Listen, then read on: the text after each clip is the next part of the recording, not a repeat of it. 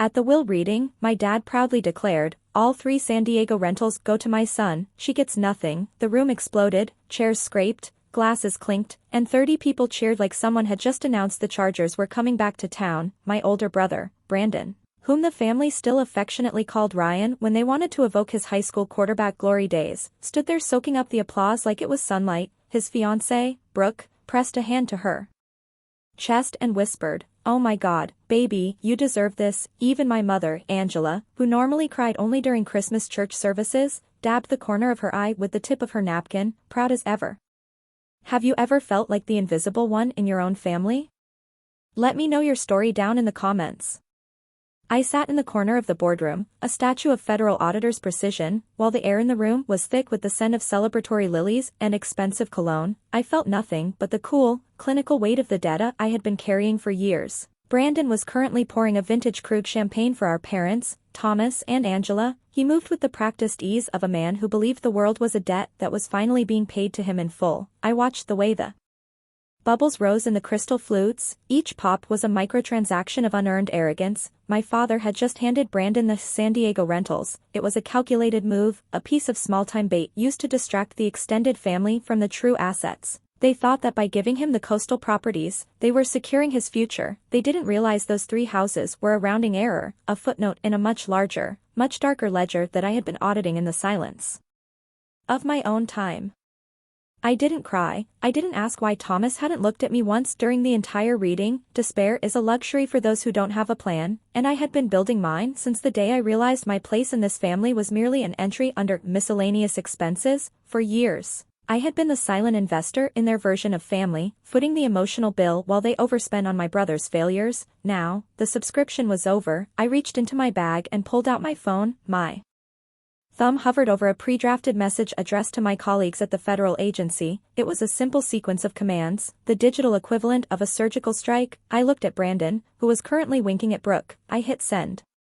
The retaliation wasn't loud, it was clinical. Within seconds, the trust's liquidity was frozen. The accounts Brandon planned to use to fund his new life as the CEO in training were now nothing more than locked cells on a spreadsheet. I watched Thomas lean back in his leather chair, a look of profound satisfaction on his face. He thought he had just executed the perfect succession. He didn't realize that the wine he was currently sipping, the very vintage he was using to toast my exclusion, was technically being charged to a trust he no longer controlled. I stood up, leaving my luxury clutch on the table. The movement caught Brandon's eye. He paused, the bottle of Krug still in his hand. "Heading out already, Izzy?" he asked, his voice dripping with that familiar, patronizing warmth. "Don't be like that, there's plenty of champagne, even for the disinherited." I offered him a small, soft smile, the kind that always made him think I was being polite instead of dangerous. "Enjoy the wine, Brandon," I said. "It's the most expensive thing you'll own for a very long time." The air in the boardroom turned brittle as I walked toward the glass doors. I could feel the confusion beginning to ripple through the room. The lawyer, Mr. Hollis, was already frowning at his tablet, his brow furrowing as the first of the system alerts began to flash. Thomas started to say something, a reprimand for my coldness, but I didn't wait to hear it. I was already thinking about the audit trail. I was already calculating the interest on the $750,000 Brandon had embezzled. This wasn't a breakdown, it was a balance sheet, and by the time the sun set over the Manhattan skyline, the Whitaker family would finally realize that the quietest person in the room was the one who had been holding the pen all along. Growing up in the Whitaker household was like living in a luxury skyscraper where I was the only one assigned to the service elevator. While my brother Brandon was being groomed as the heir apparent, I was the girl who simply managed on her own. I became the invisible auditor. Long before I ever earned my federal credentials, I spent my youth at the edge of the spotlight, watching my brother burn through our family's resources with the reckless confidence of a man who never had to check his balance. I remember the summer Brandon was named the CEO in training of the Manhattan skyscraper portfolio. He celebrated by authorizing a $25,000 payment for what the ledgers called an emergency HVAC repair. My father, Thomas, signed the check without looking up from his stock ticker, but I saw the truth. I saw the new luxury sports car Brandon parked 3 blocks away from the office. I saw the line item for what it really was, a fraud designed to fund his arrogance. I didn't report him then. I was living in what I now recognize as a prison without bars. This is the invisible chain of the survivor. When you are the overlooked child, your survival depends on your ability to stay small and silent. You convince yourself that your silence is a form of protection. That by not making waves, you are keeping the family structure intact. I stayed in that shadow for 22 years, acting as the silent investor in their version of family, footing the emotional bill, while they overdraft on my brother's narcissism. The only person who truly saw through my silence was grandmother Catherine. She lived in a pale yellow cottage near Ocean Beach, a place that smelled of salt air and honesty. While the rest of the family was busy worshipping Brandon's potential, Catherine was studying my precision. She was the one who taught me that loudness does not mean leadership. One afternoon, when the Manhattan humidity felt like a heavy blanket, I sat on her creaking porch swing. I had a folder of Brandon's latest miscellaneous expenses in my lap. I was 27, tired of the invisible chains, and ready to break. Catherine placed her hand over mine. Her skin was like parchment, but her grip was like steel. "Isabella," she said, her voice cutting through the distant sound of the waves. "They think you are a spare, but you are the auditor. Remember this. Paper beats promises every single time. Let them have their parades, you keep the records." That was the day I stopped being a victim and started being a strategist. I realized that my family's love was a subscription I could no longer afford to pay. I began to build a shadow ledger. I documented every embezzled cent, every forged signature, and every emergency repair. That turned into a designer watch on Brandon's wrist. I mastered the logistics of the Manhattan portfolio while Brandon was out pouring champagne for people who only liked him for his last name. I wasn't waiting for an apology, I was waiting for the audit. My compassion had been a luxury they had overextended for years, and now, the account was being closed. Catherine knew that when the will was finally read, Thomas would choose the son he favored over the daughter he ignored. She knew that Brandon would think he had won, but she also knew that I was the one holding the original recorded deeds. Inside my head, her words became my mantra: paper beats promises. And by the time the family realized I had stopped playing along, the audit would be complete. The glass doors of the boardroom hadn't even finished clicking shut before my father's voice sliced through the lingering scent of champagne. Thomas didn't look like a man who had just celebrated a legacy. He looked like a man whose ego had been bruised by my lack of performance. "You have no heart, Isabella," he said, his voice a low, dangerous rumble, "to stand there like a statue while your brother is handed his future. After everything we gave you, after the education we funded." My mother, Angela, stepped beside him, her manicured hand adjusting the strand of pearls that Catherine had always said looked like a gilded leash. "Your coldness is a liability, Isabella," she added. "You were always the difficult one, the one who refused to just be happy for the family." I stood there, my breathing slow and measured, watching the two of them. I didn't feel the sting of their words because I was busy analyzing the psychological architecture of the room. This was the cruelty normalization trap. For 30 years, my parents had participated in a collective delusion where Brandon's incompetence was potential, and my precision was coldness. They didn't act this way because they were monsters. They acted this way because they had prioritized the golden child narrative to protect their own social standing. To acknowledge my worth would be to acknowledge their own failure and judgment. Brandon stepped forward, leaning against the mahogany table. He looked at me with the smirk of a man who had just won a lottery he didn't realize was rigged. "Look, Izzy, let's be realistic," he said, using that patronizing tone that had once made me feel small. "Your little government job as a federal auditor pays what? A rounding error? I'm the CEO now. I don't need my invisible assistant hanging around the office looking for discrepancies in the petty cash." He laughed, and Thomas joined him. "He's right," Thomas said, his face hardening. "Your instincts are nothing more than feminine dramatics. You've been the silent investor in this firm's drama for too long." Effective immediately, "You are relieved of your duties here. We're moving forward with people who actually value the Whitaker name."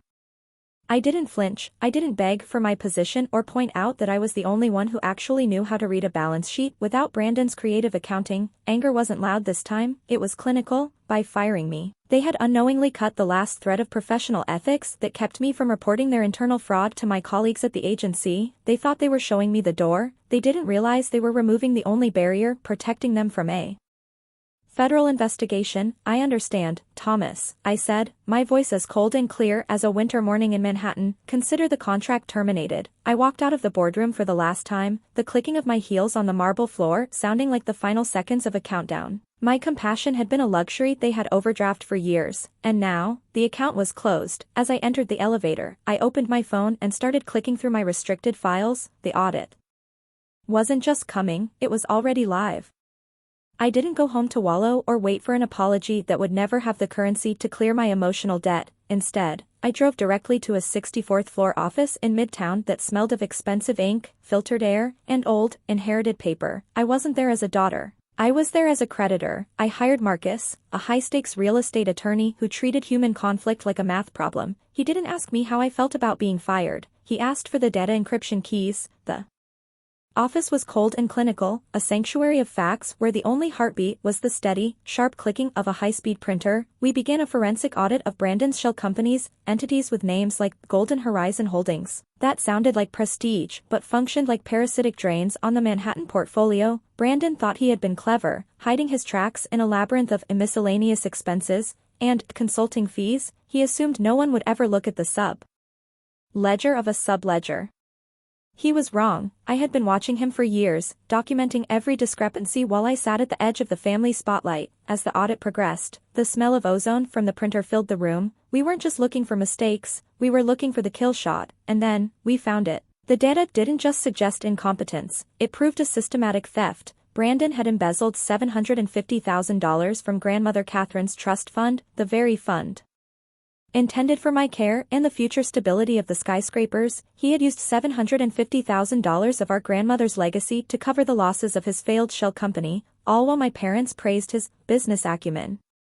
The realization didn't bring me sadness, it brought me a lethal kind of clarity. This wasn't a family drama anymore, it was a criminal felony. My brother wasn't just a favored son, he was a thief who had profited from our grandmother's trust while I lived in the shadow of his arrogance. I watched Marcus highlight the wire transfer records in bright yellow. Each line was an admission of guilt. Thomas and Angela had spent decades telling me that I was the difficult one, the one who didn't fit into their perfect narrative. They had normalized Brandon's cruelty because it was more convenient than facing the truth of his character. Do you want to send a warning? Marcus asked, his eyes reflecting the blue glow of the monitor. No, I said, my voice as steady as a federal indictment. Catherine always told me that paper beats promises every single time. We don't warn, we audit. The trap was set. All I had to do was wait for Brandon to try and take what he thought belonged to him.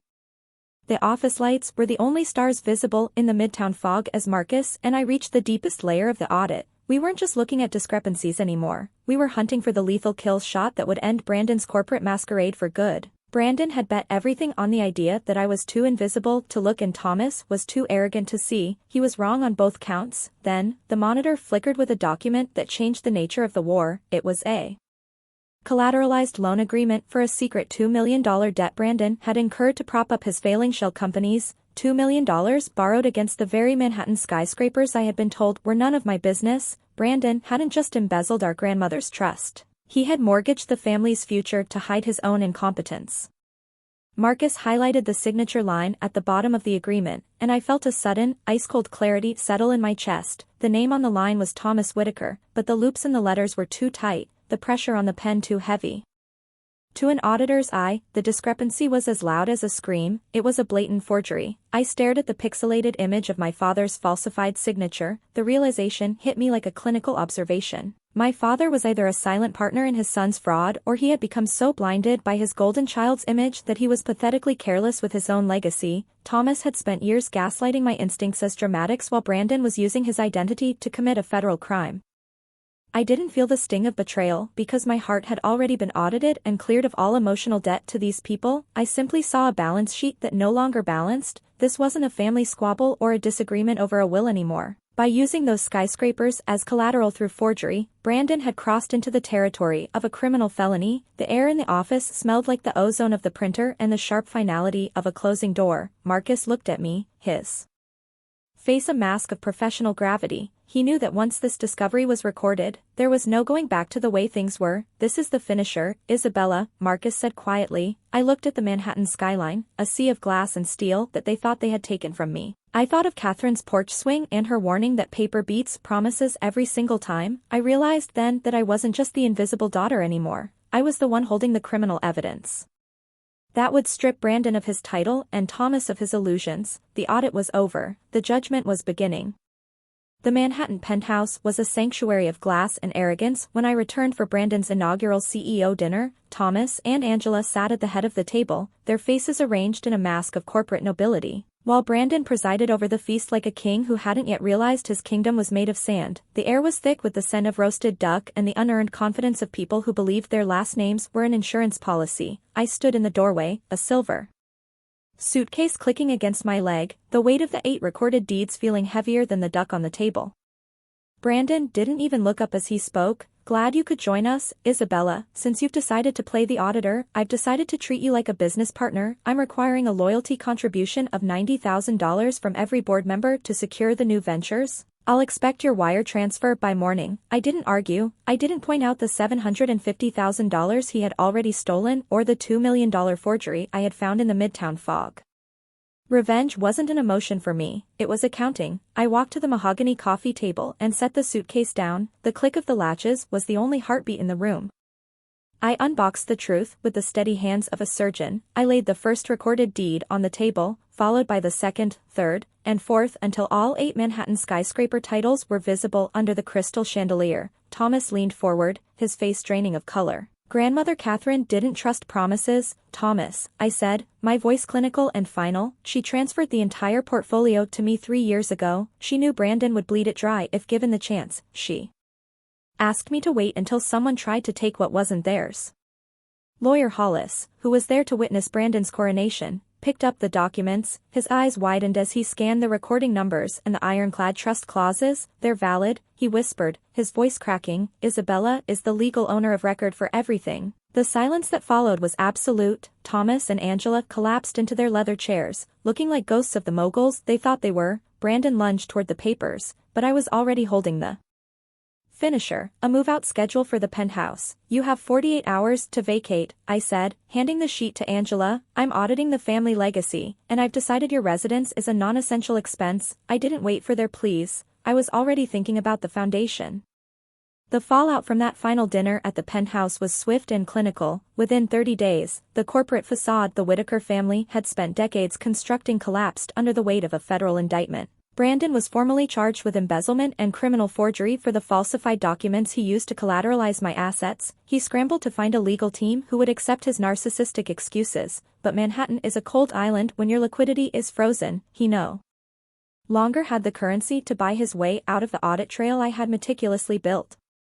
Thomas and Angela didn't stay to witness the final dismantling of their pride. Stripped of their boardroom titles and the skyscrapers they had treated like personal toys, they moved into a modest 2-bedroom condo overlooking a parking lot, a neighborhood my father once used as a punchline for his jokes. His retirement concerns, the very thing he used as a shield to justify my invisibility, became his entire reality. There are no more champagne toasts for the moguls they thought they were, only the quiet, suffocating silence of a legacy that was built on a foundation of sand.